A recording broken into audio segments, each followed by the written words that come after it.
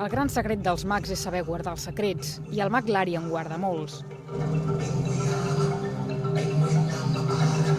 La clau està en que el secret no es vegi i que quedi ben guardat, i aquesta sí que és la meva feina prioritària. És una de les nostres eines. Nosaltres tenim una informació que el públic no té i la juguem, i tant si la juguem.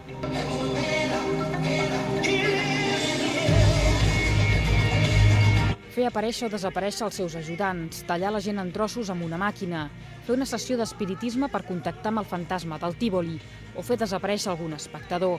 Aquests són alguns dels números que el mag Lari ofereix a Secrets.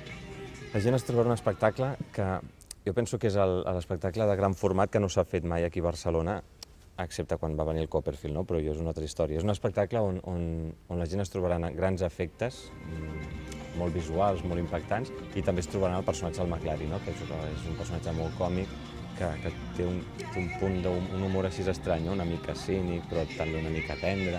I jo crec que el personatge, en participació del públic i aquests números així tan efectistes, fa com una pilota que és molt xula. Jo crec que s'ho passarem molt bé. És un espectacle bàsicament divertit. En primer lloc, teniu molta sort perquè avui és festa, esteu aquí al teatre. I en segon lloc, teniu sort perquè avui al teatre hi actuo jo. Primer faig l'espectacle que em ve de gust fer i no em baso tant en l'efecte en si, sinó com el presentaré i com s'ho passarà la gent mentre ho estigui veient. Els efectes de màgia sí que són un repertori molt limitat perquè són els clàssics de tota la vida, però del que es tracti la meva feina consisteix en donar-li la volta i fer-los espectaculars i diferents.